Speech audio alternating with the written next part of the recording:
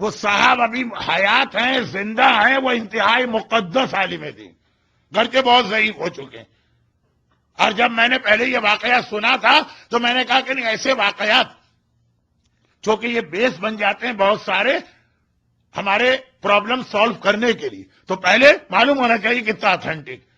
تو میں خاص ان سے ملاقات کے لیے گیا. آج کل دبئی میں ان کا قیام.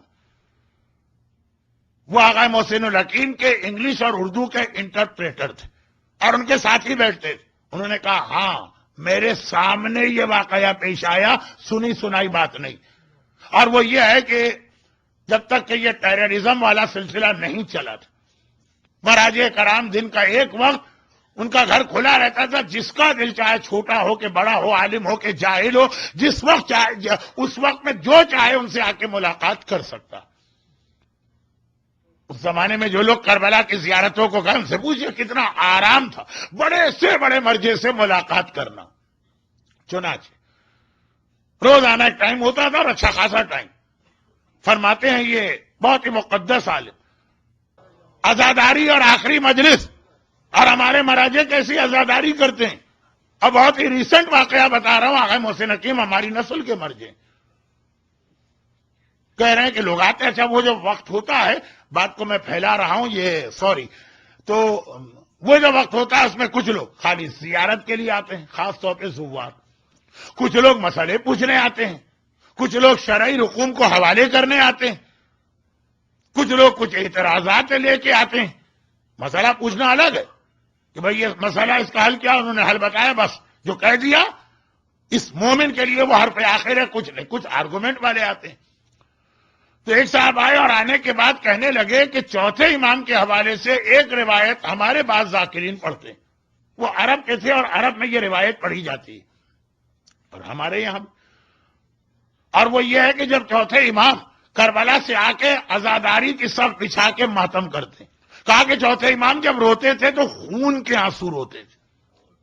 ایک ہوتا ہے خون خود نکالنا، خود نکالنے کا مطلب یہ ہے کہ آپ کے بدن سے آقا حسین کے نام پہ ویسے خون نہیں نکل رہا، اور یہ کوئی بات بھی نہیں، یعنی کوئی اس میں اشکال اور اعتراض بھی نہیں. پتھر روئے تھے، خون کے آنسو.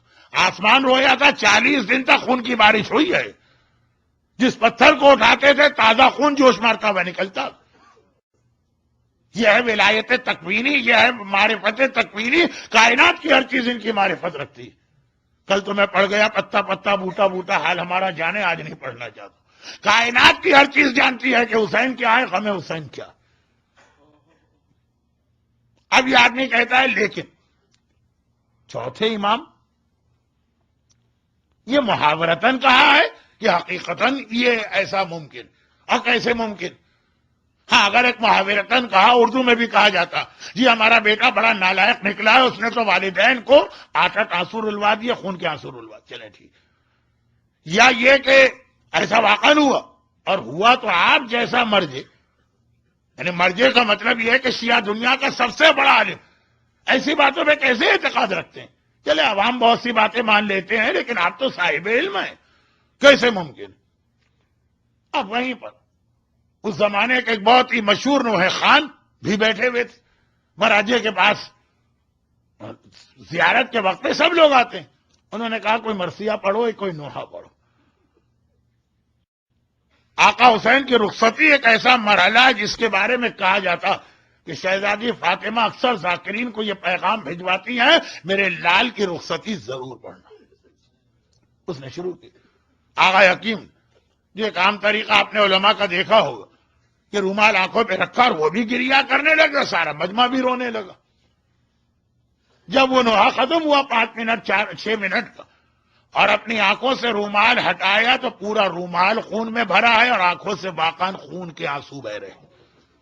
کہا تو چوتھے امام کے بارے میں تعجب کر رہا ہے جو حسین کا بیٹا بھی ہے، حسین کا وارث بھی ہے، جس نے کربلا کا سارا واقعہ اپنی آنکھوں سے دیکھا. معرفت رکھنے والا عزادار ہو تو آج بھی خون کے آنسو روئے گا.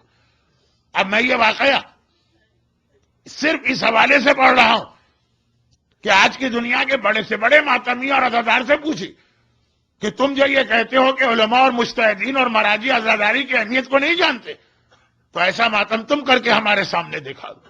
یہ مراجع کی یہ معرفت ہے کہ خون واقعاً خون، اور چونکہ وہ گھر کی تنہائی کا واقعہ نہیں ہے، وہ وقت ہے کہ جب سارے زائرین اور سارے علماء اور جو زیارت کرنے والے آئے ہیں وہ سب بیٹھے، اور جو صاحب اس وقت ہے ان سے میں نے براہ راست سنا، اگرچہ دیگر سورسز سے بھی اس کا کنفرمیشن لیا۔